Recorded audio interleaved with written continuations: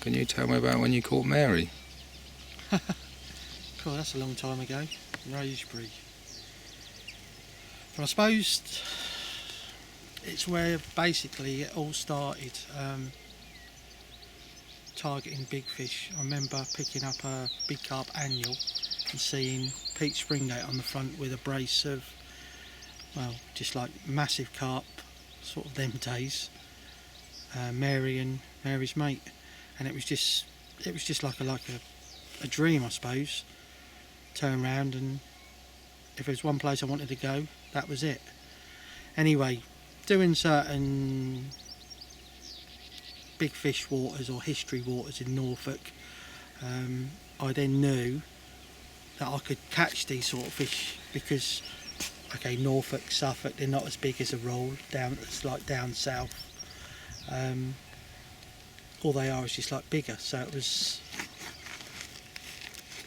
a natural progression to go.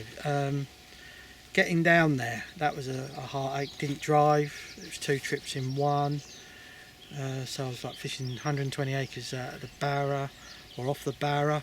So you can imagine it was proper hardcore fishing, washing in the lake, stuff like that. You know, not what you normally do, but you just do what you need to do. Anyway, first year caught the pug at, I think it was 38.12. A couple of other ones, smaller ones. That was a new PB then, and it was like the hardest one in the lake to catch. Anyway, following year I could drive. I then got a boat, so instead of fishing on the bank I could go and actually look for them. What you got to remember, in that day, unlike today's Wraysbury, right, yeah, we were fishing 2 lakes totaling 120 acres for maximum 17 carp, not like in the smaller part, the North Lake is today, where there's hundreds, if you know what I'm trying to say. So it was proper hardcore fishing, and well, certain places you could see them a lot. Now there was this like virus hit the area, and a lot of lakes just like they just closed them, no fishing. Anyway, the leisure sport RMC head man was Ian Welsh then, and Ian knows I'm into my fish care big time, and I rang him up. Things were happening. I'd caught my first 40, my second 40 within 2 trips, 7 days apart. It was the pug again, so I caught him the hardest one twice on the bounce.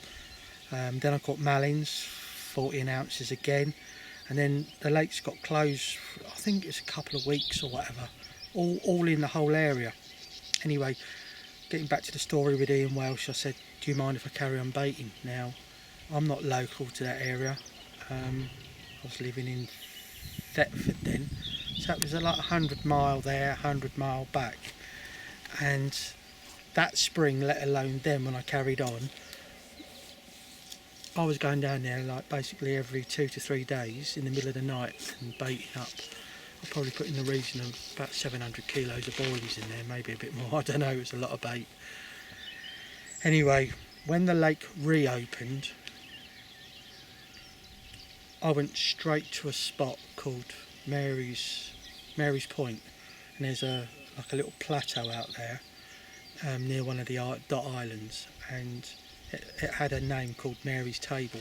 I think Pete Springate was the last person when he caught that brace to catch Mary from that very spot, even though she'd come from the Mary's Point since.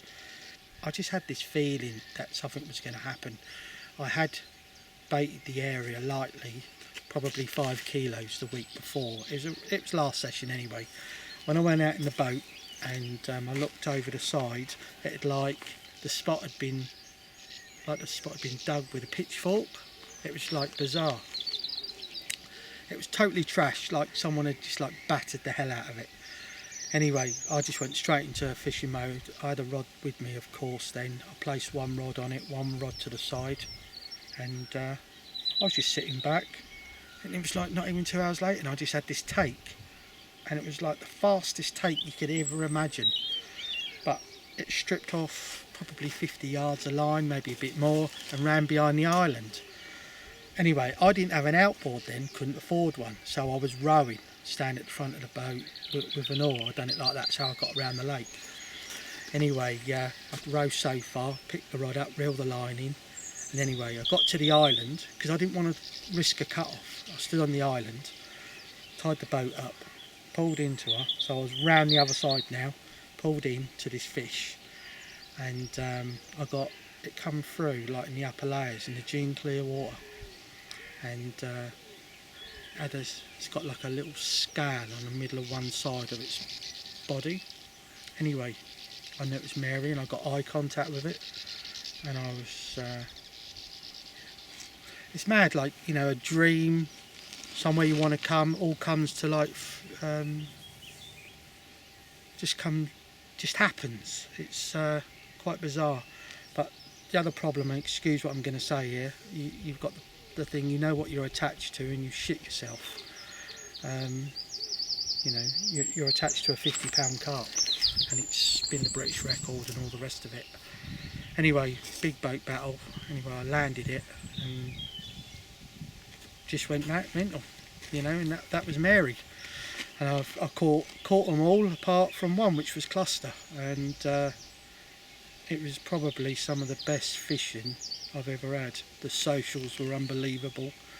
It's the first, that's where I met my long-term fishing mate, Stevie Alcott, and the memories are brilliant, you know. It was just a bit bad about my old best mate Mark drowning there, and the other Mark.